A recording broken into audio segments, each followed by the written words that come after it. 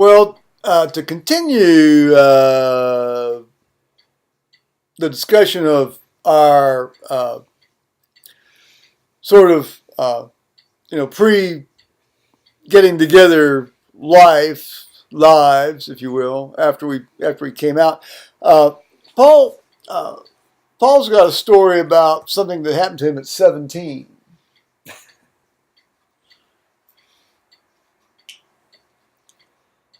Come on, fess up. Oh, Mom was wanting to have it do stuff at the house. Actually, she's getting rid of every piece of furniture in carpet, having the walls all redone and everything. And this guy had carpet swatches or whatever for. What? I said Mediterranean furniture. Don't mind me. We want to get to the, how should we say, more erotic point of the tale. So I went to pick stuff up for her. And it was a big old mansion up on Broad Street, right by 71 and Broad. Well, some of those places down there actually were at one point mansions, in the pre-war era, World War I era. This thing was just big ass kick giant. Well, where I got they did that cone thing because of that. Yeah. Well, right. No, I think that's sort of where they started, and then they went out. Yeah. Well, that out east. The one that I went to was there. Yeah. And because that building I got worked on. Yeah. No, I mean those. In like 1895, those were considered the suburbs of Columbus. I mean that area going out east. Would be cross freeway. Well, the freeway wasn't there then because they hadn't torn down all these neighborhoods to put through all the freeways. But anyway, I'm sorry. I'm being a pebble in the path of your progress. Anyway, he showed me around the house and shit. And you're 17. One thing came to one thing, and he's a hot little 17. We started fooling around, and we wound up in one of the show bedrooms. Oh, wow. I hope you put a towel down. And I got fucked. There you go. There's always, when either of us tell a story, there's always a long way around Robin Hood's bar to get to the point. I got fucked, and he gave me the swatches and whatever that my mom wanted to see and look at and get an idea. Well, I hope you didn't send her a bill afterwards. I hope you didn't send her a bill afterwards. No. Well, there you go. Well, you're quite the entrepreneur. Oh, now there was another story that Paul wanted to tell. It's like this one fellow that he knew, committed suicide. Yeah, Terry Copley. And you met this guy. I met him in a park. Oh, the park down Big Run Park. Yeah, on the south side of Columbus. This is before we met. This was actually when you were living in your first apartment, the one that you talked about. Right. Yeah.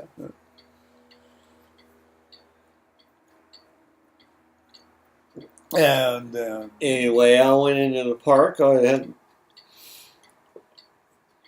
wasn't time to go to work yet. But this park was notorious for being a major cruising site. Yeah, it was a big ball playing park. Let's put it that way. Anyway, I went in. This kid was sitting on a picnic table, and this old fart was screwing with him. No. Well, Everybody becomes an old fart at some point. he kept moving away, and the guy kept pointing at him, and the guy was even grabbing and yanking on him. Well, that's a bit out of line. So I went walking by, and I said, "Don't move, kiddo." I said, "I'll be right back." I said, "I got a message for you." See, the kiddo would have put me off. Well, I didn't know his name. I know. I'm forcing with you.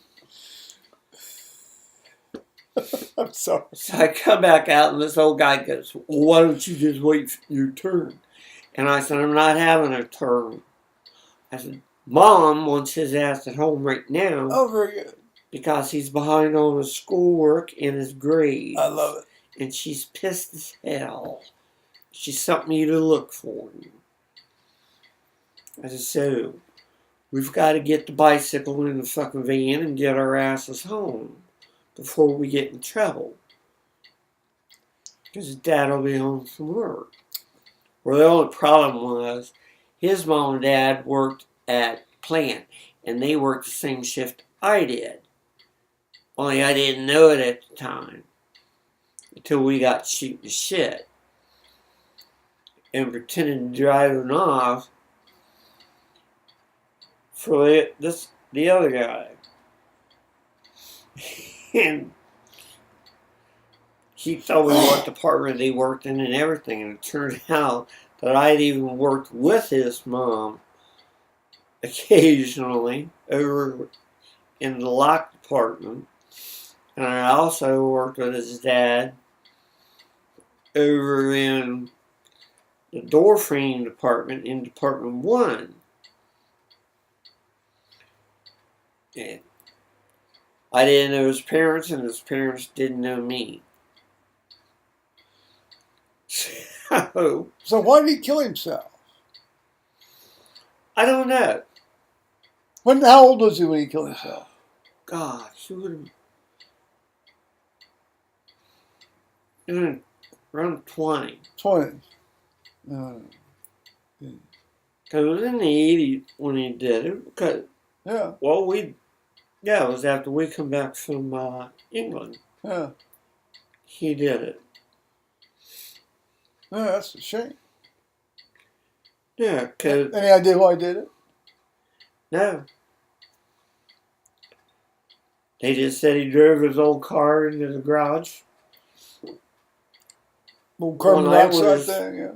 When his parents were gone and his sister was off with friends, and he just sat there with the motor running. Yeah. And the kid's sister came home first, and she's the one who heard the car running in the garage. Yeah, the only problem with doing it that way is that you just get a tremendous headache before you pass out. I mean, a really bad headache before you pass out. But what he did, he had also met Louis. Because then, if you drove through... who hadn't met Louis? If you drove through Big Run Park... Particularly around Big Run Park. I'm sorry. It's so great to relive this stuff. It was painted on the wall of the can.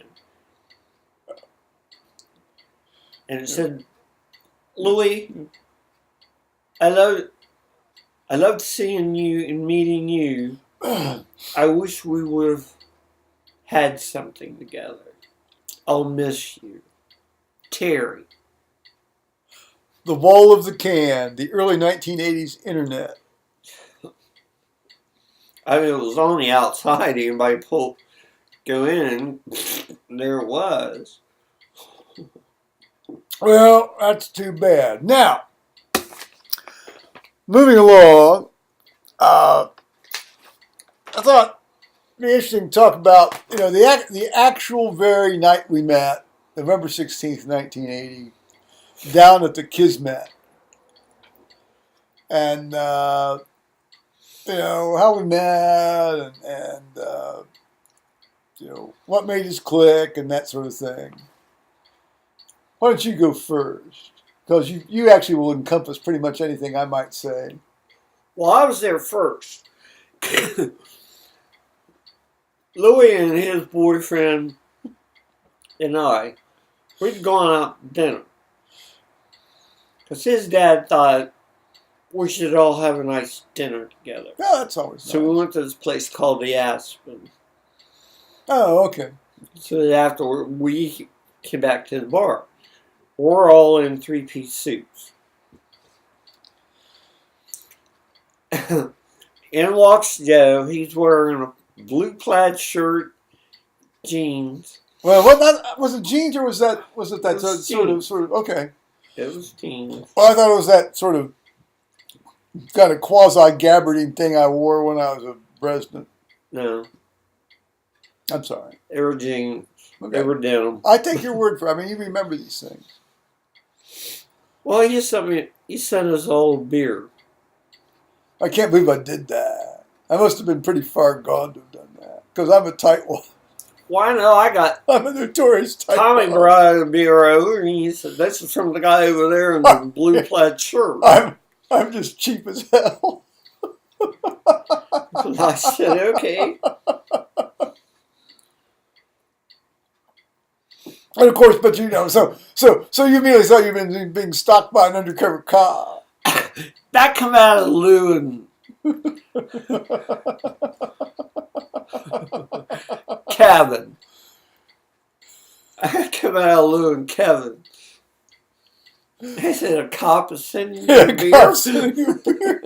I said, the guy copped me, and they said, "Look at the fucking shoes." Oh yes, the shoes. Yes, the shoes. Always the giveaway, isn't it?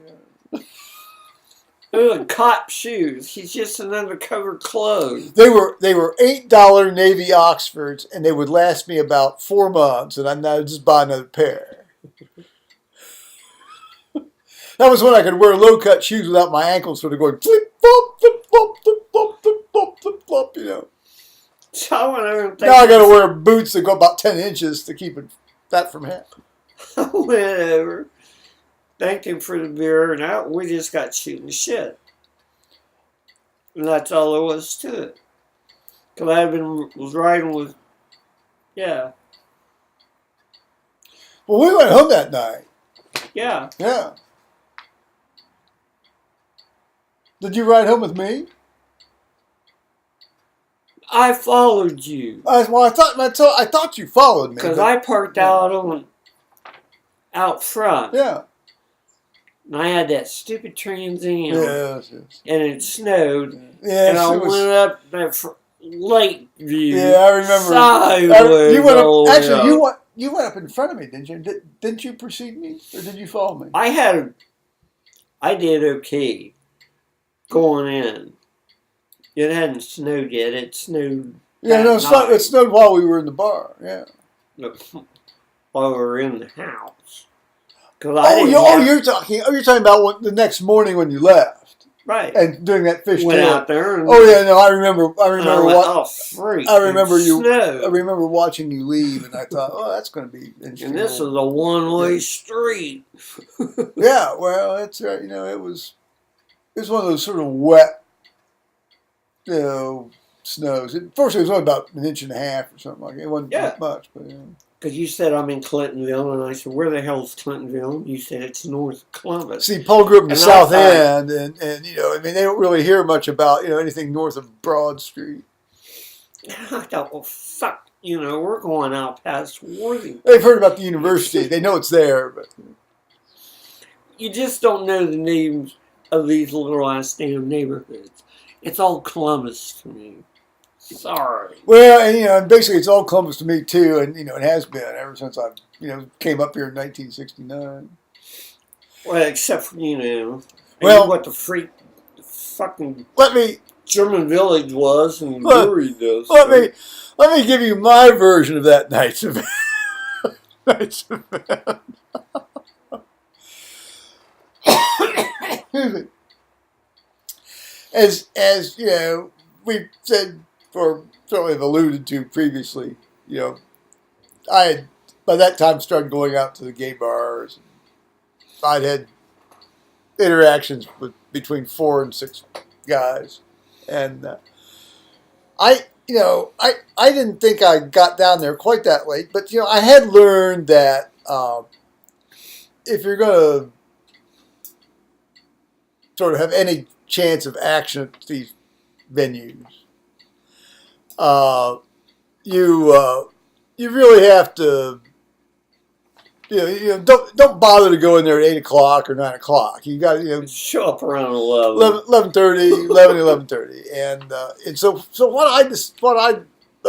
the tactic I adopted was immediately after I got home from work, which would generally be anywhere between 4 and 7, because I'd go to sleep, I'd go to bed, and then I'd wake up around 10:30 or sometimes just 11, and drive downtown, and now see I don't remember sending you guys a beer, but I'll take your word for that. Yeah, I know I got one. Because you've always said that I did, so I take your word for that. Yeah.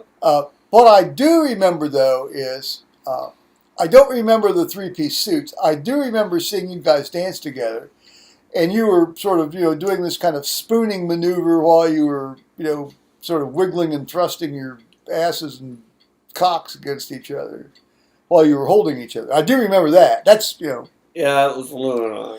And and then after we fell into conversation, I remember you and I basically did the same thing. Yeah. Okay. Okay. So I'm not just the only one that remembers that. Oh, okay. And Do then you remember locking me in the house? Oh, well, that's good. Because you had the double key lock. Yeah, that's one of those double key. Well, I didn't do that. And you left. Well, believe you me, Doors were locked. I couldn't get out. I didn't do that deliberately, and that has happened to me elsewhere, and I don't like it, and I'm sorry I did that. No, I really, I understand. That's not. It's kind of dangerous. Well, actually, those things now are. This was.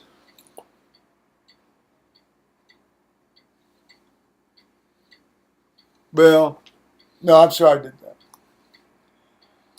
So we went home, and then we had great sex. All night long.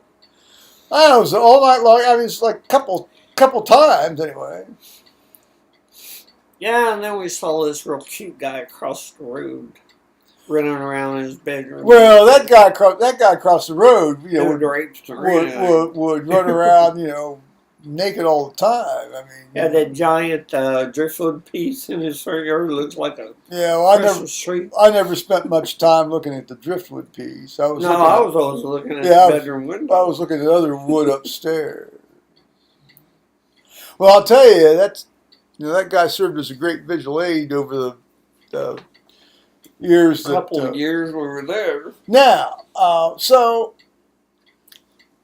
Paul and I went through this kind of back and forth. I'd go out to his place. He'd come back to mine sometime. Up until about February of 1981, and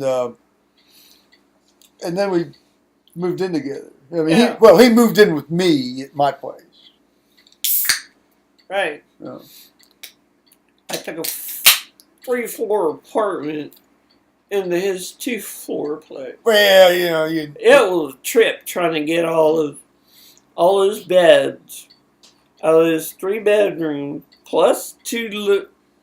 I gave 1 living room. Well, there was only the one bed, that big headboard the thing that's in the. No, I didn't have that then. Oh. No, I just had a queen-size bed with no headboard. Oh, that's right. No, that's right. Okay, I remember now. All right. But I had that early American living. Well, yes. Shit up in the bed. In addition, I had a kick-ass big bedroom. In addition to Mediterranean furniture, sometimes early American entered into it as well. Anyway, I had the high back couch, with the wings on the end. Yeah, I know what you had. And we crammed it all in one room. Yeah, well, that. It's kind of like if you've ever seen The Princess and the Pea, skit. Well, Carol Burnett. That's Oh, kind of yeah. what the bed looked like yeah. because all the mattresses and box springs piled up. With Well, how many beds did you need, for heaven's sakes? I had 3 bedrooms. Well, that doesn't mean you have to have 3 beds. I had people in all, me, and the other 2 bedrooms are occupied. Make them bring their own beds. Well, they fucking didn't. Well, see, you should have been more ruthless about that. Ruthless.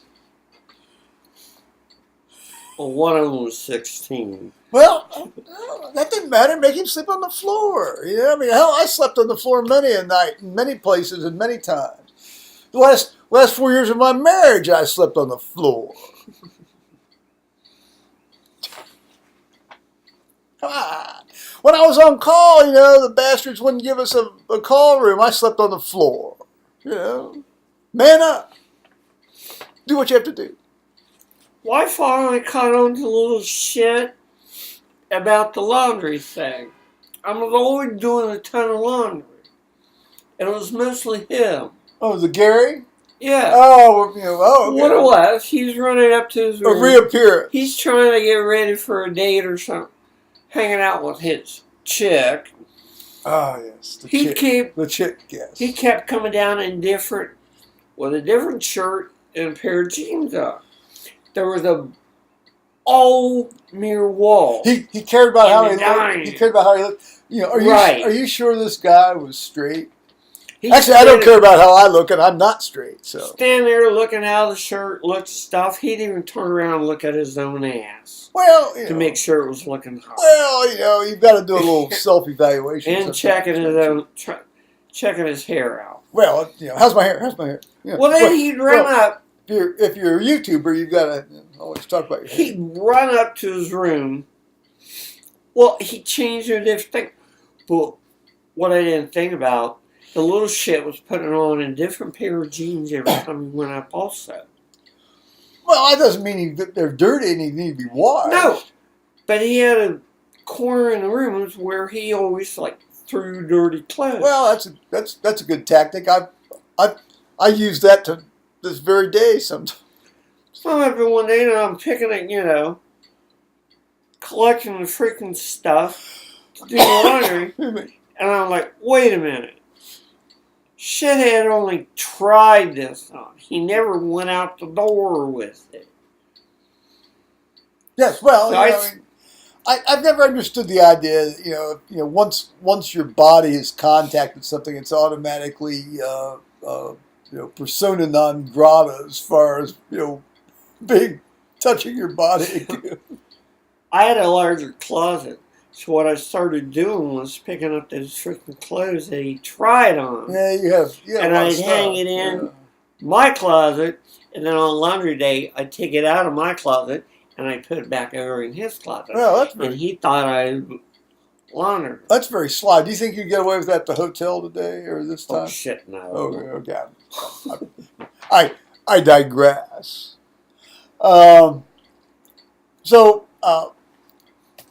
We moved in together in February of 19. God Lord, that was a cold February. And in fact, it was so cold. Now I had the transmission froze. Well, broke. yes, the lever, the shift lever on my truck froze and the thing snapped off. But when this was like in mid-February, and it was a particularly cold. Well, February's always cold generally anyway up here in Columbus, but we had been like at 17 degrees Fahrenheit, 12 degrees Fahrenheit for like almost 2 or 3 weeks, and normally it's it gets cold, but it generally doesn't stay really, really continually cold, and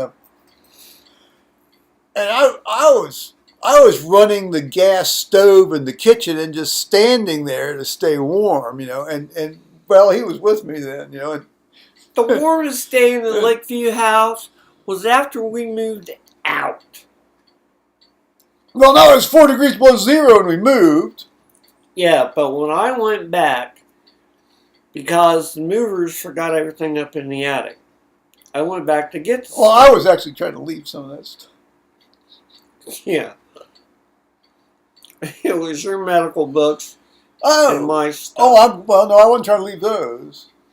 I went back to get them because I was looking for them, trying to unpack shit. I'm like, where's this shit? Still had the keys, so I shoot down there to find it.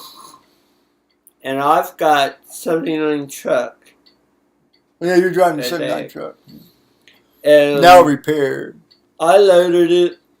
I loaded all the shit up and brought it back. But when I went in, the house was fucking warm. Even the kitchen. Well, we hadn't left the stove on, but it was a gravity flow furnace, and it fed both our side and the other side. And did we have a thermostat? Yeah. Did we? Yeah. So we were controlling the furnace. Right. Well, because I'm a tightwad. I didn't run that furnace at 72, 74 degrees. I ran that furnace at 62 degrees. Oh. It didn't flow up that well. Well, no, gravity flow furnaces are just worthless. But no, I mean, since the thermostat's on my side, but I'm paying for the gas. I'm not gonna run. Well, hell, I'm we were gone the better part of the day. He was gone at least 8 hours a day. I was gone sometimes 12 to 15 hours a day. You don't need to run that thing all the time. Stressful, grab a blanket. Well, that's right. Blanket. Hell, I grew up in a place. We had a coal furnace. We fired it up once a day, and and you'd sit against the radiators to do your homework and bundle up. The wind blew through that house like the windows were open, even though they were closed, and that's just what it was. And I didn't really bother me. I mean, that's just what it was. So anyway, to get back to the point. So it's cold, and we're both fed up with it. And I happen to I must have had 2 weeks off. I think so. Yeah. See, I was fortunate enough in my line of work that I could take 8 weeks off a year, but I could sort of space it out however I wished. I could take like a week, or 2 weeks. And before you took the 2 weeks, we got to find a realtor and try and find a. That happened considerably later. But when I lost the flow here. Oh, so I generally took like 4 1-week periods and then 2 2-week periods for the 8 weeks. Now, I could have worked longer than that, but I didn't need to. I was making enough. Plus, as I've alluded already, I'm kind of a lazy so-and-so. So I said to Paul, well, you always were talking about going, going to Florida and being, spending time in Florida when you're a kid, right. And this, that, and the other. And I called home, and I was just about to start vacation. That's true. That's right. You were about ready to get time off too. And he said, I'm fed up with this fucking cold. Yeah. Let's get the hell out of here. Yeah. What are you up to? I said, well, I'm on my way home. I said, what time do you want to leave for the airport? Well, I already bought the tickets. He said, we're booked. And I said, good, what? You said, can we wait till morning? Yeah. So Fort Lauderdale, right? Fuck out of there. Yeah, Fort Lauderdale. Went to Fort Lauderdale. Oh, yeah. Well, we had to fly with that wonderful, happy, kind, gentle Delta stewardess that looked like some sort of, heavily painted prostitute. Yeah, because she asked me, she said, because this is the very first time I had ever been on a plane. Really? No. That's why when she said, "Can I get you a pillow or something?" Oh, I'll be damned! I didn't realize that. No. Give me a double scotch straight up. as fast as possible. I said, I've never done this before. As many times as you've been to Florida, I'd assume that certainly. I always took off in one of the cars. No, I'll be darned. I'll be darned. I would drive straight through. It drove my parents nuts. Well, I can tell you right now, that's the last time I ever flew to Florida. Because I'd take off and I'd get there within 13 hours. I'd be at the house. Good. No, I mean that's Down almost to Vero physically Beach. that's almost physically impossible. I'd die. You're driving about 95 miles an hour, average speed all the way. Oh, it was 75, 80 miles back then. Yeah. I think, and at night there's no cops or anything, you could. I think sometimes we tend to get a little narrative license sometimes, which is good, because even if a story isn't actually factually true, there's always truth in the story. I would get to the Vero Beach house within 13 hours. So we went. So we flew down, and it was one of the last times I ever flew on a 707. Oh, I missed that airplane. What a great airplane! It's such a great. It's a far better aircraft than any of the stuff they're flying now, and we. How'd that work out? So the flight was eventually. Did we land in Atlanta? Oh, okay. We didn't change planes. We didn't change planes. No, we didn't have to. That. We just sat on the plane.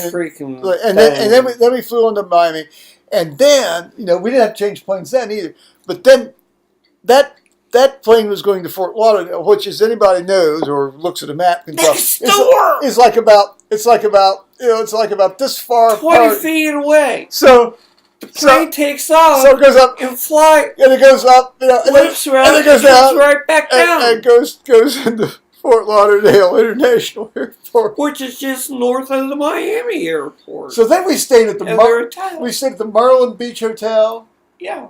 Yeah, which was, I don't know whether it's still around or not, but it was a notorious gay hotel down there. You looked it up in Dan Ron's guide, and and that's where all the gay guys stayed. And that's where we stayed. And tunnel under US 1A1 to the beach. The beach, yeah. Plus, there was a bar in the basement. Well, I mean, there's a bar everywhere, in that place. And the first room key they gave us, we went up to it, and if you walked out the door, you would, all of the doors, you instantly overlooked the pool area. Yeah. Anyway, the room they gave us, it had 2 sawhorses and a 2x12 on it. They were redoing the room. Oh, I thought maybe that was some sort of, they'd set the room up for some sort of S&M adventure. No, they were repainting the room and stuff. I mean, like the tie. There's no fucking furniture in there, nothing. Like you tie the guy down, and bend him over the sawhorses and that sort of thing. No. Well, it was that type of place. Yeah, I know, and it probably didn't happen. They offered a suite of activities. So they gave us another room. We wound up with a room with a balcony, actually. Yeah, actually, it was a nice room. You could look out over the ocean, And but were we there one night? Well, we were there one night. Obviously, were there 2 nights? Well, we were there most of the week. Well, no, I don't know, because we drove up to Melbourne and saw your aunt. Right. Your aunt, yeah. Drove up and said hello to him. We rented a car, obviously, yeah. And we drove back. Yeah, well, we stayed overnight. We stayed overnight at your aunt's, so. Right, one night. Yeah. She was very accepting. I mean, had she known about us before? No, she just told her friends. We just showed. Well, she figured it out. Oh, she was talking to my mom on the phone, because I talked to my mom and told her I was going to have a week off, and I wanted to do a bunch of vacuuming and stuff, and my vacuum cleaner didn't work, and I wanted to bum her vacuum cleaner. Oh, yes. And she was talking on the phone with my mom. The $600 vacuum. I knocked on the door, and She yelled just a minute. Excuse me. She come over and opened the door. And she says, "It's Paul with a friend." And I said, "This is Joe." And Mom says, "Well, how the hell is he going to come over to the house and borrow the vacuum cleaner if he's all the way down there at that house?" Excuse me. I said, "Well, I'm going to just have to put it up." I said, "I'll come and get it when I'm back. So when I get back in a week." I said, "I'll go back to work for a week," and I said, "I'll have 2 days off. I'll come over and get the freaking vacuum, take it up, use it, and then I'll come bring it back." Well, you're I can't remember her name. She's dead now. God bless her. It was your dad's sister, aunt. It was Margaret. Margaret. Yeah. So again, I mean, yeah, I think she cottoned on right away, and we slept on their fold-out couch and together, and it's like no problem. Well, as I said, all of Paul's family was very, very, very accepting of the two of us. In a way, my family never, ever, ever was. They said they didn't. They said that they didn't mind. They said it'd make a difference, but bullshit. So then we came home, and then basically the rest of that year was it was like he went to work and I was working, and actually, did we go to Provincetown that summer? We did. Yeah, we did. We drove. I had this. We drove all the way in the Escort. Yeah, we drove. I had this 1981 Ford Escort, which was actually made in 1980, and I had bought it in 1980. And we drove from Columbus, Ohio, up to Boston, and then did we go to Boston? Well, you had to sort of go up there to then take the freeway around to go Boston, do the roundabout, and shoot up the outer. To go down and then go out onto the Cape. And this was in July. This was, and we stayed at the Anchor Inn. The Anchor Inn. I don't know if that's still in business either. And a freaking storm hit in the middle of the week, and they had those drop ceiling tiles going down the hallway, and they had the windows open on each end of the hallway to let the air blow through. On the freak storm hit, nobody thought to close the windows, so it sucked the ceiling out of the hallway. While we were there, this was the wedding of Prince Charles and Diana. Crazy as a shithouse rat. Well, we all found that out later, didn't we? Well, in the morning, it was in the morning our time, and so I tend to rise early anyway, as I may have mentioned other places. And the lobby was packed. It was Everybody packed, was down there watching the frickin' wedding. Every queen on the East Coast of the United States, must have showed up to watch this event. On the second or third night, somebody come up the fire escape, thought he was going to sneak up to his room and in his window, only he come into our window. Well, we had a lot of fun. I mean, he said, "Oh fuck, excuse me, I went to the wrong room." We went over to the Atlantic House Bar and danced. We walked out on that jetty, on the rocks, and thank God I didn't slip and kill myself. Or you slip and kill yourself either. And that thing called the Wharf.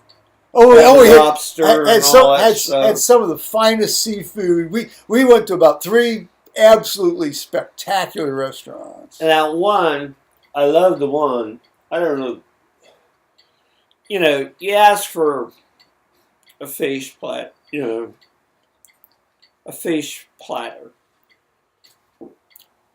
And it said on the menu was mixed stuff. It was cod. It was all kinds of stuff. It was wonderful. It's all fresh. I mean, it's all just, like a few hours off the boat. They brought the plate. And I mean, the plate is a big heaping mound of this stuff. Oh, it's just and you just magnificent. sit there, and we're going to whoop this now. Yes, and yes, we did.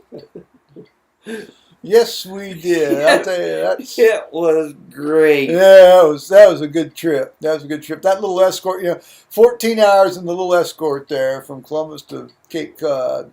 Trust me, you got out and stretched a lot. Well, actually, that little escort was not a bad car for a long trip. I mean, plus you also were getting like about 45 miles a gallon. You had like the 1.6 liter engine. It was great. Yeah, it was great. And I had put the big stereo system in it and everything by then, hadn't I? Yeah. We had we had the only escort I had ever seen. Here it comes. With vent windows. Yeah, we have the wings. The little wings down. Like you had on a S-79 vehicle that would fold and stuff. It came with. Yeah. Well, that really helped. That wing thing went out of fashion, and I has to have been because of the cost of construction of putting another shaft up, from the door up to the other frame. But those were such useful things to have in terms of ventilating. You just turn them all the way back. And Oh yeah. Cool off. Yeah. Well, so we did. So then. Fall waxed on. Well, fall was approaching, and I said to Paul, I said, at this stage of my life, I need to actually get my own house. We need to get like a house, and because I wanted to move out as far away from Columbus that was consistent with me being able to get to the hospital in a timely manner should I be called in when I was on call. That was when you could still go home when you were on call. And every place we went, it could have been done because at that time there was no fucking traffic like there is now. Well, so let's see. I got lost.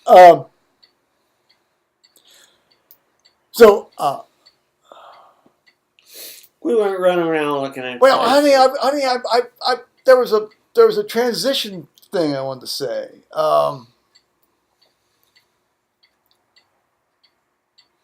anyway, so and ideally I didn't want to live anywhere near other people if possible. And so Southern Delaware County, before we found where we are now, we did look at a number of places in sort of quasi-rural settings. Some of them south of town. Basically, I remember this house on Climb Road, basically close to where you had your first apartment, up next Big Urine Park. Big old. We looked at some place down there. Well, I don't know. It was near, sort of down by Lancaster, but not quite. But it was it was a place that flooded, and the woman said the basement, got flooded every year, and then there. We looked at a couple of places out by Grove Court. Yeah, there was a place by Lockmore, and there was another place. I really liked the place that had a 10-foot high basement ceiling. Yeah, they had their own gas pump in the yard. Well, I don't. Anyway, so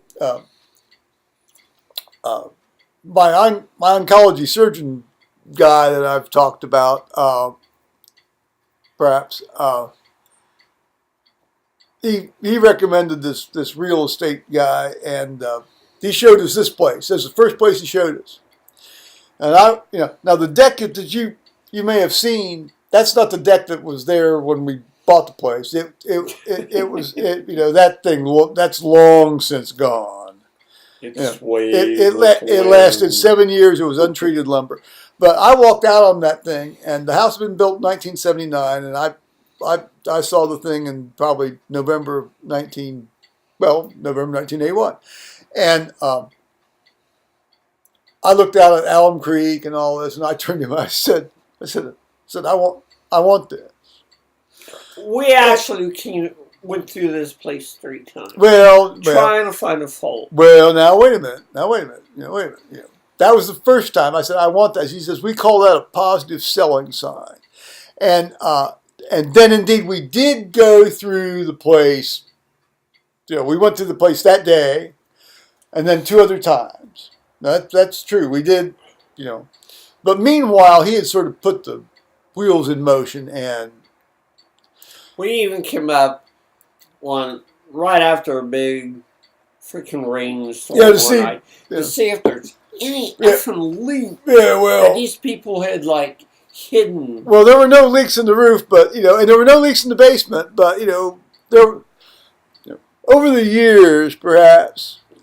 But we certainly weren't. It was very good, and I'm very happy with the purchase. And it was 2.14 acres, and then over the subsequent 2 or 3 years, I bought the neighbor. I bought the front field of 4.5 acres, and then I bought the corner property, so it's all contiguous. You've got 8 acres, all contiguous. And which basically means that there's not going to be anybody near me that I don't want near me, which was sort of my goal in the first place. And and after the county does the road work here the next year or two, I'm still going to be left with a corner lot, and there's still going to be nobody near me. Well, I hope. I hope they don't take the whole place. I don't think they will. I can't conceive of them taking the whole place. But and the fun trick was, when they first put the front 4 acres up for sale, they wanted so freaking much money. No, they didn't. No, they didn't. They asked $35,000. No. The one time, the actual first time, it was like 50. No. And then, no. Because I was driving home, and there's another couple of years or so later. Don't bang on the table there. That bothers people. A year or so later, and there was a new sign. I come and told you. Okay. For sale. All right. We called Mary, and she said, yeah. Well, I didn't call her. I walked up and spoke with the woman. The front field for sale. And called her brother, and he said, give me your best offer. Oh, and that's when. This is not how I remember it. And seeing as how I'm writing the check, I think my memory might be a bit more accurate. I went up and I asked the woman what she wanted for that field. She said $35,000. I said, great. Who do I contact? She gave me her lawyer's name, and I went down and we did the sales contract, and that was very quickly done. Now, see, isn't that a shorter, briefer? Well, I thought you went through her brother in Florida. No. I thought his name was. Well, he had part ownership, but I didn't talk to the man. I just said, "What do you want for it?" She said $35,000, and I wrote her a check for. Well, actually, no. I went out and got her a certified check for $35,000. Now, when she was selling her house, she asked $70,000. Now, I felt obliged to try to sort of get her down a bit, so I got her down to $69,500. No, she was a good neighbor. She was a great neighbor, and she was fun. Yeah, she was a lot of fun, and but she became blind, and so her daughter came and spirited her up to East Lansing, Michigan, to live with her in East Lansing, Michigan, and so. Yeah. So, yeah. She wanted a place in Westerville, and her daughter said no. Well, her daughter was right about that. Who in God's name would want to live in Westerville? Right. Okay. The woman sold grapes and herbs. Everybody called her the herb lady. Well, she had rhubarb and all that crap, and she had a thing that smelled like that rhubarb patch didn't last too long after I got ownership, I'll tell you that. If you had an herb rack in your kitchen, you screwed all the lids off. That's what this one spot of the yard smelled like. I mean, she had bagel and everything. She was one of these older folks that, she tough and wiry and, could work you into the ground. Kind of like my mother was. And And she had grapevines. Oh, And she yeah. sold grapes. Yeah, well, those weren't wine grapes. Those were Concord grapes. At least, it would piss me off. Because these young couples would come up and they'd go around looking. Well, they'd see a clump of grapes up in the top of this one freaking tree. And that's what they would choose. Poor Mary, like almost 80 years old, she'd drag out her ladder, lean it up on this tree that the vine had sent it up through, and she'd climb up all the way up there and get them. Well, and this 20-year-old is standing down here with his fucking what? Why don't you get your ass up the ladder? I think we may be now progressing into tales from the Apocrypha, but then just to get into the actual move itself, it was on January 4th of 1982. Although I took ownership in December 19th of 1981, and it was 4 degrees below zero, and we had rented a truck.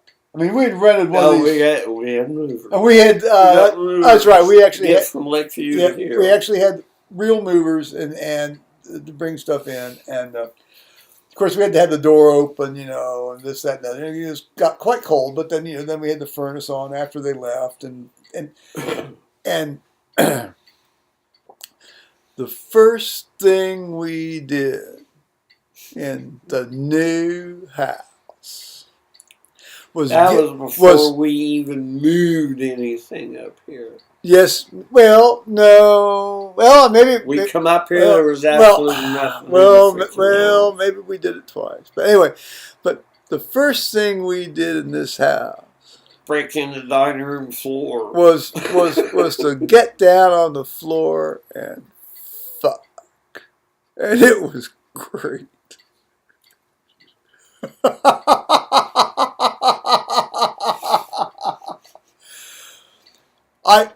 I'd like to add that to my Great Moments in Medicine series. They ought to paint like a little magazine cover of reminiscent of Norman Rockwell's Saturday Evening Post covers, and send that to the Burroughs Wellcome Museum.